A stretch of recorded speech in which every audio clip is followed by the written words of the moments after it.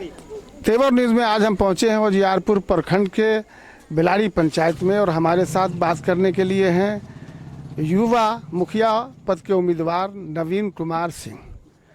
नवीन जी, आपका तेवर न्यूज़ में स्वागत है। जी बहुत बहुत धन्यवाद। नवीन जी, ये बताइए कि ये आपका पहला चुनाव है, दूसरा चुनाव है? ये मेरा दूसरा चुनाव है।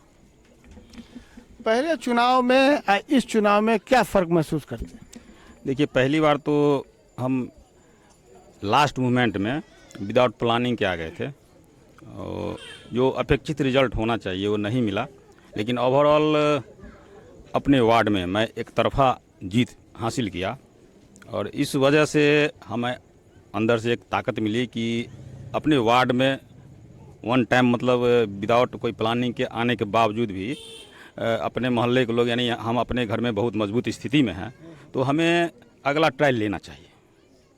और ये मतलब मैसेज पूरे पंचायत के हर वार्ड के लोगों को ये एहसास हुआ कि नहीं, नवीन जी को अपने वार्ड में अच्छी खासी वोट है, एक तरफा वोट जा रहा है।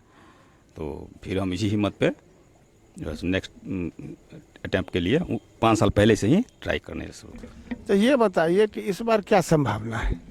इस बार तो देखिए, चूँकि हम कैंडिडेट हैं तो कैंडिडेट आप किसी भी कैंडिडेट से पूछेंगे तो उनका यही जवाब होगा कि पूरे पंचायत का सारा वोट मेरा ही है ना। तो इसकी संभावना क्या हो सकती है, ये मुझसे बेटर वोटर लोग से पूछिए, वही बताएंगे। आपको भी तो कुछ एहसास होता होगा। ये मेरा तो दिल गवाह है, अंदर से कह रहा है कि हम भारी मतों से जीतने वाले हैं, ये मेरा दिल कह रहा है जी। तो अभी आपने चुनाव में क्या वादा किया है लोगों से, क्या करेंगे? चुनाव जीत गए आप तो। जी बहुत ही सुंदर सवाल है। और देखिए, सबसे पहली तो जो मेरे पंचायत की स्थिति है कि 20 साल यानी 4 टर्म चुनाव हो चुका है 2001 से 21 तक, और जो सबसे जो मतलब दुर्भाग्य की बात है कि मेरे पास कोई ऑफिस पंचायत भवन ही नहीं है। अभी तक जितने भी प्रतिनिधि बने उनका जो है घर में ही ऑफिस रहा, घर से ही वो सारा डिटेल किए हैं। तो पहला एजेंडा तो मेरा ये है कि सबसे पहले एक मेरा घर हो, एक ऑफिस हो, जहाँ की मुखिया जी को खोजने के लिए कहीं जाना ना पड़े, एक परफेक्ट टाइमिंग हो, जहाँ टाइम से ऑफिस का जो टाइम होता है टाइम से आएंगे, पब्लिक को कहीं नहीं जाना है, सीधा पंचायत भवन पर आएगा। तो पहला एजेंडा तो यह है कि पंचायत भवन होना चाहिए। दूसरी चीज़ है कि अभी भी बेलारी में आप यदि जाते हैं, ward number 6, ward number 5, ward number 8, यदि इसमें आप जाएंगे तो पता चलेगा कि बेलारी के अंदर जो है ना, एक जैसे कि जिसको हम नरक कहते हैं ना, उस तरह की स्थिति बनी हुई है। क्योंकि इस बार जो बारिश हुई है, बहुत दिनों के बाद बारिश हुई है, पहले तो बारिश नहीं होती थी तो नहीं एहसास होता था, लेकिन इस बार जो बारिश हुई है, मतलब आप जब जाएंगे ना तो इतनी गंदगी, इतनी कीचड़ और कैसे लोग जीते हैं, तो ये दर्द, बेलारी का दर्द जो है इस एहसास हो रहा है। मतलब कि ये बारिश जो हुई ना, ये कलई खोल के इस बार रख दिया है कि बेलारी के अंदर क्या विकास हुआ है 5 साल के अंदर। तो सबसे पहले तो ये सारा जो है उसमें मान लीजिए कि हर गली तक, हर घर तक जाने के लिए जो है पक्की सड़क होनी चाहिए, चाहे वो 3 फीट ही क्यों ना हो। कोई जरूरी नहीं कि हर जगह 10 फीट मिलेगा, 3 फीट ही क्यों ना, लेकिन लोग को कम से कम पैदल जाने के लिए ये व्यवस्था होनी चाहिए। हर घर को अपना शौचालय होना चाहिए, एक निर्मल ग्राम, एक स्वच्छ ग्राम, ये सबसे बड़ी एजेंडा है कि हर घर में शौचालय होनी चाहिए। और जहाँ तक है शिक्षा का जो स्थिति है, तो मेरा ये सोच है कि शिक्षा में भी आमूल परिवर्तन होना चाहिए। हम जो है सो इसके लिए कोशिश करेंगे कि जो बेहतर, जैसे सरकारी स्कूल में क्या है ना कि जो फैकल्टी है, तो फैकल्टी उस लेवल की नहीं है।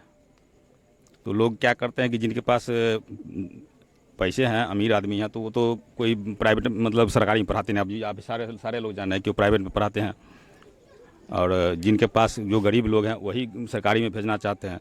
तो ये चीज़ जो है, चूँकि देखिए जो भी अभी तक कैंडिडेट बने, मतलब उनको ये पता नहीं है कि मेरे पास पावर क्या है। एक मुखिया के पास कितना पावर है उनको ये पता नहीं है।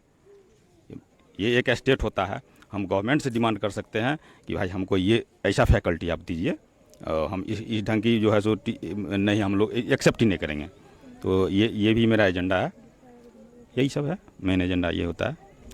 अच्छा, ये बताइए, जनसंपर्क में अभी निकले हैं, लोगों से आप मिल रहे होंगे, तो इसके अलावा भी कोई समस्या है जैसे आवास योजना है, जैसे कि पेंशन है, जैसे कि राशन कार्ड है, ये भी कुछ जनता आपको पूछती है, बताती है? जी जी